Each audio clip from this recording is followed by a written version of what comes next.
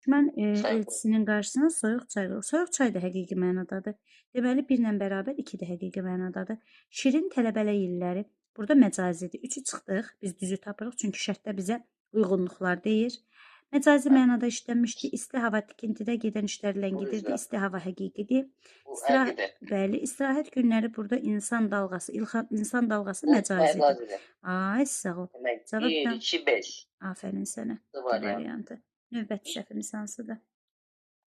92. Deyir ki, leksik mənası olan ay sözü ilə bax, leksik mənası olan ay sözünü istəyir ha bizdən. Bilirsiniz ki, ay nidadır.